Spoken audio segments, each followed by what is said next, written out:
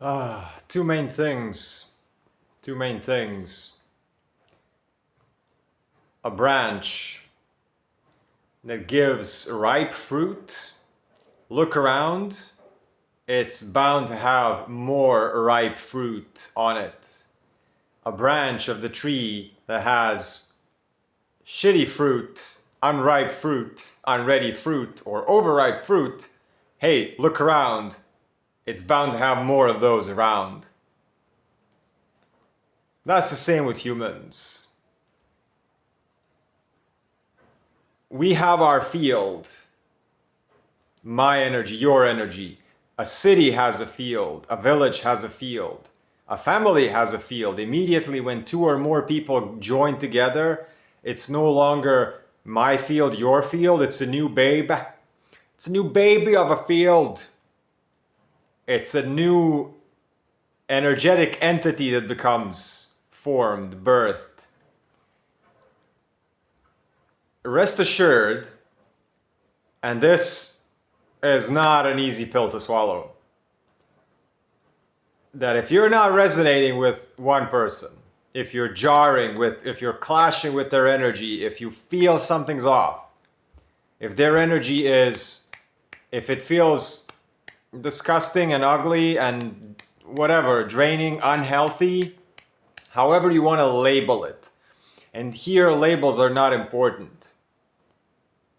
It's not like some people are, I'm saying there are beautiful and ugly people or clean and disgusting people.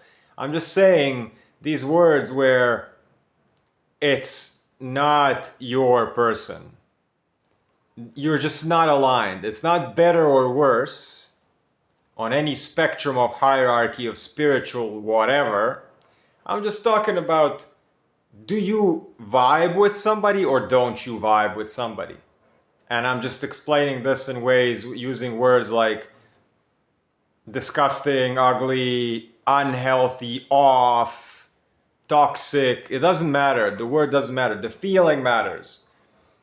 And the feeling that you have for that person, if suddenly they have a group of friends around them, there's a very, very, very, very, very high probability that all of those friends, or the big majority of those friends, are also going to be like that. Because they wouldn't be in the same reality. They would not exist. They would not be able to hang out if they are not clicking and aligning on enough puzzle pieces to fit together. So those are you found one puzzle piece and suddenly they're surrounded with their homies. Well, those homies are other puzzle pieces and they make up the puzzle story. So the puzzle story can only be an amplified field of what you are feeling from the person. Not only that, but it might be even worse because when you're one-on-one with a person, then it's one field and one field. And there's a big probability that if you are energetically stable, they're gonna entrain to you, they're gonna mimic your energy. And if they're with their homies or anyone that they're resonating with, they're gonna entrain with them, they're gonna mimic them, they're gonna get swallowed by that field, amplified, and then you're gonna be so much more easily sucked into it. So that's point number one, is that if you find a ripe fruit in I'm saying as a human, right? If you find a ripe human for yourself on that same branch, meaning in the same environment, and their group of friends, their things that they're looking at, their interests are much more likely that you're gonna be aligned with that as well. And if somebody is off, their circle of friends are very, very likely to feel off to you as well. This is to not waste your energy hoping it's going to be different. Know that this is something that is an energy mechanic of the world, an energetic mechanic of life.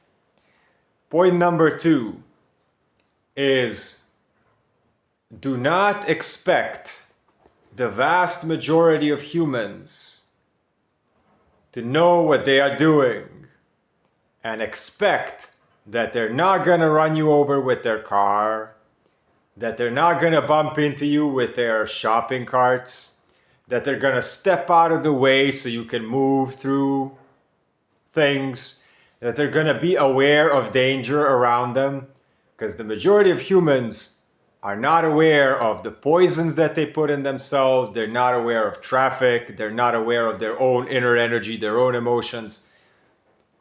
So don't make the mistake that I have been correcting within myself more and more, is believing that a grandma driving a car is going to be able to hit on the brake early enough to not break your knees on the pedestrian crossing of the streets.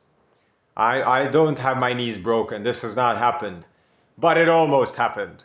And this sparked this topic, is where this has been the final drop in a huge cauldron of me putting things away, of like humanity. Everybody deserves happiness. Everybody is the same. We are all one life. Yes, guys, indeed, everybody is valuable. Everybody's worthy. Everybody's beautiful in their own way. We are all human. We're all life. I'm not better than you. You're not better than me. Nobody's better than anyone. Spiritual, whatever, blah, blah.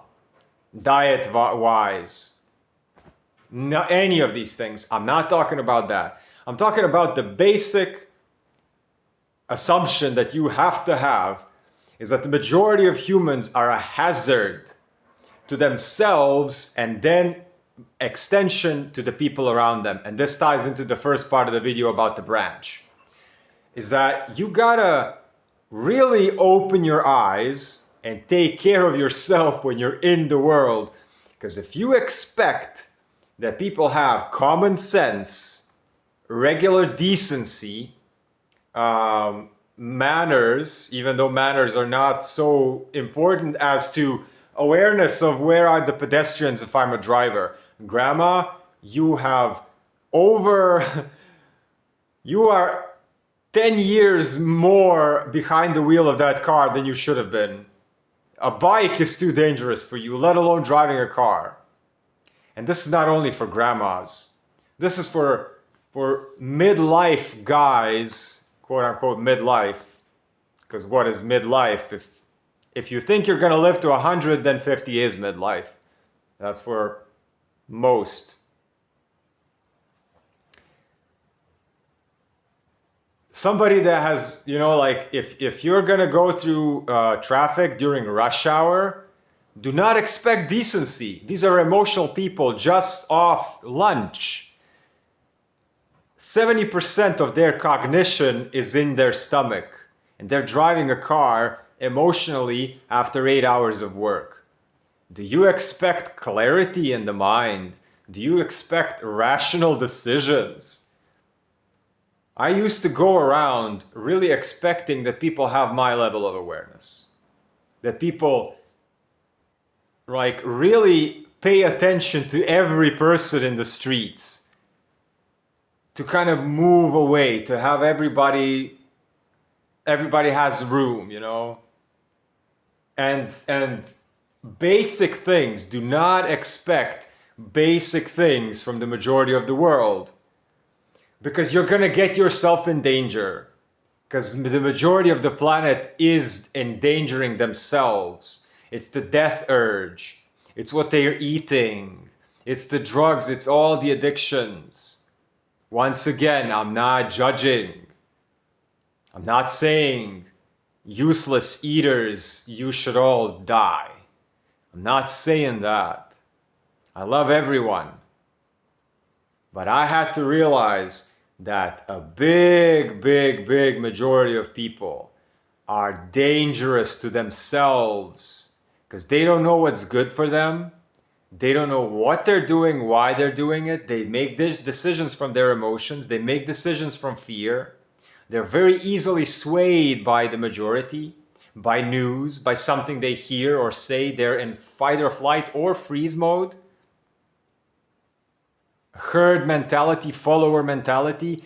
Most are unhealthy. If it's a city, and most people, it is city-based, the frequencies, the sounds, the traffic, the chaos, people are lying to themselves saying that they enjoy living in the city. No, you don't. Maybe you'd never had the opportunity to be actually calm and peaceful when you're not there, and you think that's the only way to live. So these two things tie together. Remember the branch and the ripe and unripe fruits, and the environment that's going to have more of those. When you meet a person and then you meet their homies or where they came from or who they hang around with, either good for you or bad for you, you're vibing or you're not vibing. And then on the other hand, expecting some of these basic things that day by day, as we move forward, are less and less frequent, as more and more people are more and more sick, trying to live what we've been told for the last 30, 50 years, that is now being flipped on its head completely. Seems like it's completely different than what we've been told about health, about lifespan, longevity, exercise, mental stuff, emotional stuff, energy, not to mention energy. We're just dipping the toes in the emotional spectrum, in the energetic auric spectrum that I'm teaching and mentoring. So the third and final part is, now it really baffles me, as when I was a child and up to recently, when you say hospital, when you say bank, when you say school, when you say police, when you say any, like, court, lawyers, judges, IT company, whatever, supermarket, big supermarket, chain of supermarkets, bakeries, restaurants, you imagine that as like a big system that operates cleanly, precisely, and that's what keeps it going. And when you realize that the people sitting in banks, the doctors, the teachers, the lawyers, the IT people, most of those people are the people that you're gonna see in traffic being hazards to themselves. It really, I am amazed how society still functions when you see the state of the majority of the common sense in the majority of people. When I, for example, know where my parents work, they're in their late 50s now. I was born when they were very young. If I imagine that there are banks full of people like them and doctors that are overweight and smoking, and like, when I see that society is actually, like, all these institutions are made up of actual humans, this was a breakthrough. Maybe for a lot of people this was never a breakthrough, they just knew it from all along. But I also always had this kind of like authoritarian, hospital, police, bank. It's an institution that runs cleanly, smoothly, everything is. And now that I see that it's actually moms and dads and sisters and dysfunctional people doing all this, because our society is sick. I'm not again saying this to judge, it's just a very objective, scientific, therapeutic, psychological, sociological, everything that I am, human design, perspective, is how is society still operating. It is I'm in awe. I am first and foremost grateful to everyone that's still doing all this stuff behind the scenes with the nervous systems of everyone that is the nervous systems of everyone right now. and worse as we go along, as people degenerate and die with their choices, consciously or unconsciously. It doesn't matter. Once again, it's not about better or worse. It's just, so these three things, and I want to say all this to say, look at the world as everybody's valuable. Everybody is alive. I'm alive, you're alive. I'm no better than you, you're no better than me. It's not even, why would we ever look at better or worse? Because it's not a competition. It's not like if I live, you're gonna die.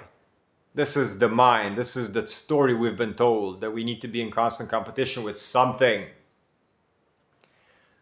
What you need to be is loving towards yourself first and foremost, then to everybody else, and have love for everybody, and also have keen vision to who is drowning and not to drown with them, or who is drowning and not to, don't become unconscious around unconscious people, because then you're gonna get hurt, because there's not gonna be anybody to tell you be careful about that. That's why people stay in relationships for so long that are maybe both people are addicted to something, because this person is not gonna tell you stop doing that. They're enabling you because you're enabling them.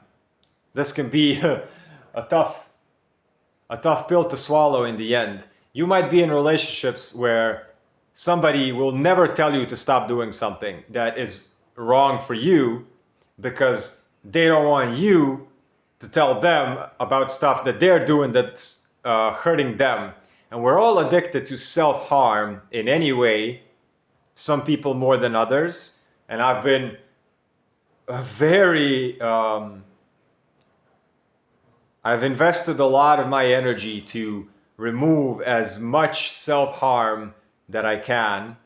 And it's a lifelong process, because almost everything that we've been taught in this life is based on self-harm. It's called the death culture. And you are taught the death urge. What is the death urge? That you're gonna be gone at 100. And your whole life you have a cap, you have a capacity ceiling that you can live only to 100. When I'm gonna be 50, I'm not gonna be thinking that am I having a midlife crisis or not? Because that's not gonna be my midlife. I don't even want to know. I don't have a cap. I don't have a cap. As long as I feel good, I'm gonna be here. I'm not gonna be like, oh, I have 10 more years and then this, or 20 more years and then the cycle is gone. No. This is a program. This is a capacity, a ceiling somebody put on you. Just a side note, right? That we're living a life that we've been taught where so much stuff is based on self-harm. Oh, it's my birthday. Let me get a bunch of my friends and celebrate with this celebratory poison. Alcohol, processed sugared cakes, chips. Let us all celebrate by putting toxic, dangerous things in our body. This is normal. So, how do you think you're gonna feel when you start loving yourself instead of hurting yourself? And what do you think the people that are around you that you used to hang out with and hurt yourself, having celebratory poison every weekend, having celebratory poison every day after work, with them, without them, home alone, crying, in the shower in a fetal position, eating cake? I'm making fun of that, but that was me. Not in that literal sense, but I used food for emotional numbing. I still sometimes do. Or scrolling, or whatever it is. So, branches and environment, ripe, unripe fruits for you. Discernment of who is harmful for themselves. They're going to be harmful for you. Do not expect the grandma to know when to take the brake, to hit on the brakes so they don't collide with a young dude like me or you in the streets. Don't be mad at people for not having common sense. You just gotta not be surprised at the level of unconsciousness that humanity is in. And you gotta be double conscious to first not get sucked into it, and second to not get run over in the streets or any other. This is just one example. And you can take this grandma example and place it in whatever scenario in life. You know what to do with this. It's a metaphor. And third thing, look at the institutions. And this can also help you go back into your place when you were in public school, elementary school, high school. Realize that that was not a place where gods taught mortals. That was a place where frustrated women and men, mostly who don't like to teach, most teachers are horrible. They don't like to teach at all. They do it for the money, or they do it because that's what they could do at the point after they finished studying, mastering biology, chemistry, whatever. But people, relationships, or connecting to children on any level other than Pythagorean, whatever. You don't know Pythagorean theorem, you are worthless. So that person who told you were worthless, that was not the God school. Get that out of your head and out of your heart, that you need to prove yourself to a frustrated grandma trying to teach you math. That's somebody's mom with a broken nervous system, just like your mom or my mom. So these institutions, they're full of people who are broken, unconscious, barely managing. And I'm in awe how society is still functioning. When I see and sense and feel through my nervous system, the nervous system of the majority of the people on the planet. So feel into these things for your own safety, for your own sanity. Have love and have discernment and critical thinking. Do not feel guilty for this. There's a difference between I love you and I'm not gonna die because you are. I'm not gonna hurt myself because you are. I'm not gonna stay unconscious because you are. Whether you're choosing that or not choosing that on a conscious basis, you are responsible for your health. And that means if you are around people who are irresponsible about their health, rest assured, they're not going to be responsible for you. They're not going to be aware.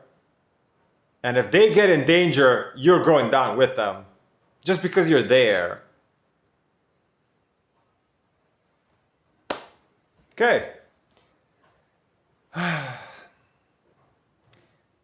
If you need assistance with this topic or any of the topics that I'm speaking about on my videos, send me a message through my website, icreatelines.com. Send me a WhatsApp message or my free Telegram channel or Instagram. And we can set up coaching and mentoring for you if you're an individual, if it's a relationship or a marriage, if it's a family, human design, emotional, mental health support, anxiety, depression, getting rid of addictions, courage and clarity of how to be discerning with people, advice on specific fruits, specific branches. I help people with all of this, with human design, nervous system balancing, therapy, fascia maneuvers, releasing the fascia, removing the collective issues from your connective tissues. Peace, health, abundance, wholeness, prosperity, courage, and clarity. Clarity to watch out for those grandmas in those cars. They're a hazard. They're a menace. Grandmas, the menace to society. Nah, grandmas are amazing. Except when they should not be driving. then grandmas, please stay at home.